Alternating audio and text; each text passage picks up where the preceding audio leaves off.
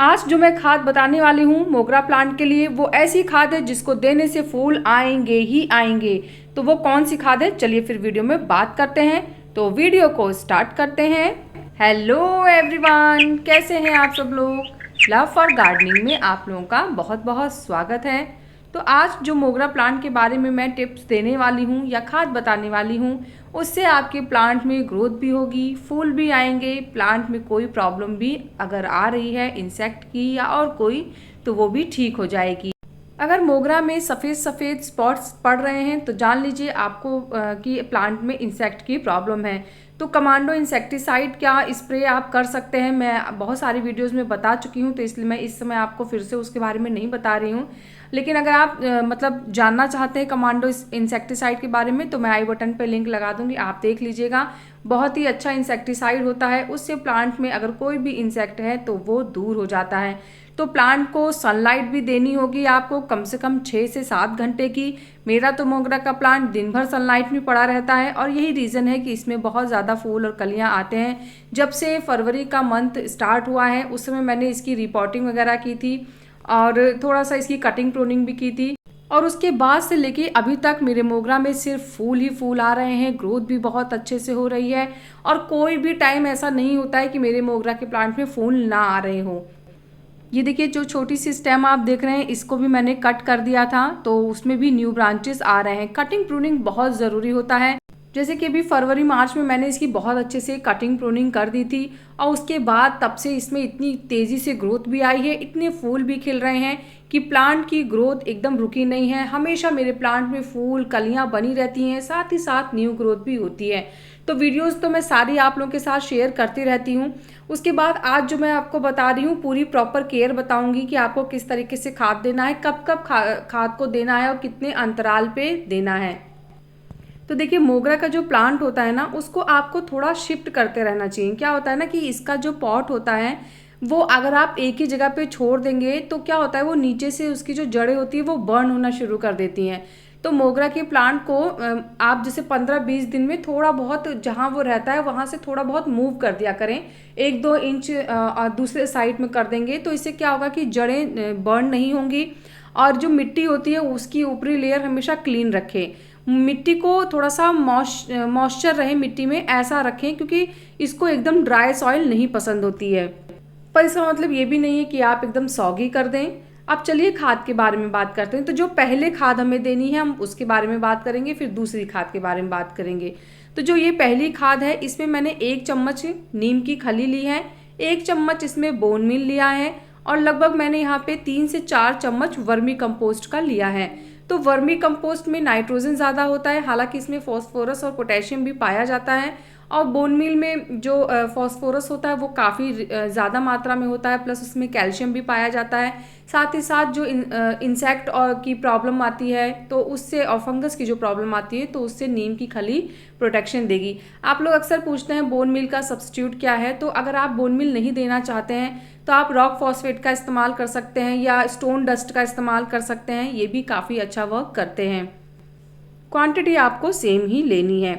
अब इन्हें अच्छे से मिक्स कर देना है। मिक्स करना बहुत ज़्यादा ज़रूरी है। अगर आप मिक्स नहीं करेंगे तो खाद कुछ मिलेंगी कुछ नहीं मिलेंगी। तो इस खाद को जब हम मिक्स कर लेंगे, मिक्स करने के बाद अब इसे देना कैसे है इसके बारे में चलिए बात करते हैं। तो सबसे पहले हमें क्या करना होगा कि हमें अपने पॉट के ऊपर की सारी गंदगी साफ कर लेनी होगी। घास वगैरह उगी होगी तो उसे भी हटा लेना है और उसके बाद मिट्टी की गुड़ाई कर लेनी है। गुड़ाई बहुत ज़्यादा ज़रूरी होती है। 15 से 20 दिन में एक बार मोगरा के प्लांट की गुड़ाई ज़रूर करें। गुड़ाई कैसे करनी है और कितनी गहरी करनी है मैं वो भी आपको बताती हूँ। तो देखिए, गुड़ाई हमें सिर्फ ऊपरी लेयर पे करनी होती है। आधा इंच तक की गुड़ाई आप कर सकते हैं, उससे ज़्यादा की गुड़ाई नहीं करनी चाहिए। ये देखिए, मेरा ये पुराना वीडियो है और जब मैंने ये वाली खाद जो अभी आप लोग के साथ सामने बनाई है उसको जब मैंने प्लांट को दिया था तो ये उस समय का वीडियो है। और इस समय देखिए मेरे प्लांट में फूल भी खिले हुए थे और जो कलियां थी वो भी खिल के और सूख के झड़ गई थी। तो इसको हटा लेना है। क्या होता है ना कि जब ये पड़ी रहती है और फिर हम इसमें पानी देते रहते हैं तो कहीं ना कहीं फंगस की जो प्रॉब्लम होती है ना वो आ सकती है। इसलिए साफ सफाई को हमेशा रखना चाहिए। आप भाई डेली नहीं कर सकते आप, लेकिन जब भी आप प्लांट को खाद दे रहे हैं तो ये काम आप उस समय कर लें। साथ ही साथ प्लांट की केयर भी हो जाएगी, सफाई भी हो जाएगी और हम खाद भी दे देंगे। तो आप देख सकते हैं मैंने सिर्फ ऊपरी लेयर पे ही मिट्टी की गुड़ाई की है, बहुत गहराई में नहीं जाना है। ज़्यादा गहराई में जाएंगे ना तो जड़ों में प्रॉब्लम आ सकती है। इसके बाद मैंने कुछ मिट्टी को निकाल लिया है, ऊपरी जो मिट्टी थी उसको लगभग आधा इंच तक की मिट्टी को निकाल के, और उसके बाद फिर अब हम इसे लगभग आधे घंटे के लिए छोड़ देना है। इसके बाद फिर जो खाद हमने बना के तैयार की है उस खाद को चारों तरफ डालना है। स्टेम के पास ना जाए, जहाँ पे हमारा पौधा है वहाँ नहीं, गमले के किनारे किनारे हमें उस खाद को डाल देना है। और उस खाद को डालने के बाद फिर वापस से इस खाद को मिट्टी से ढक देना है। खाद को ढकिएगा ज़रूर।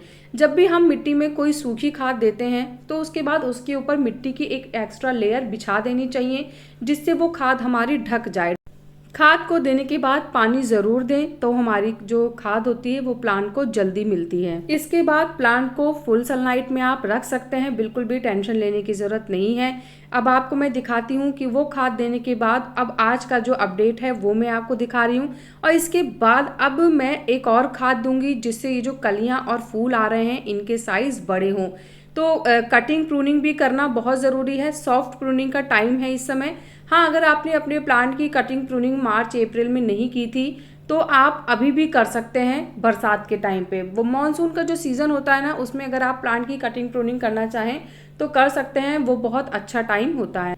अब उस खाद को देने के 1 हफ्ते से लेके और 10 दिन के गैप में, जैसे अगर आपको बहुत जल्दी है तो आप 1 हफ्ते बाद दे सकते हैं, नहीं तो आप 10 दिन बाद ये वाली खाद दीजिए।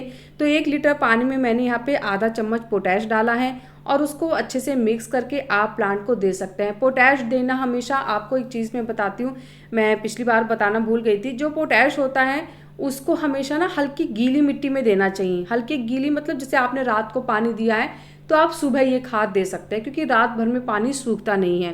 लेकिन अगर आपने दिन में पानी दिया है और रात में अगर आप पोटैश डाल रहे हैं तो फिर आप थोड़ा सा पानी डाल दें, क्योंकि क्या होता है ना, तेज़ धूप होने की वजह से मिट्टी बहुत जल्दी सूख जाती है। तो दिन में अगर आपने पानी दिया है और रात में आप पोटैश डाल रहे हैं तो उस समय हल्की सी मॉइस्चर वाली मिट्टी होनी चाहिए। इस समय आप देखिए मिट्टी गीली है लेकिन सौगी नहीं है, भुरभुरी है मेरी मिट्टी। ये थोड़ा सा, क्योंकि मैं वेल ड्रेन सॉइल बनाती हूँ, वो भी एक रीज़न है।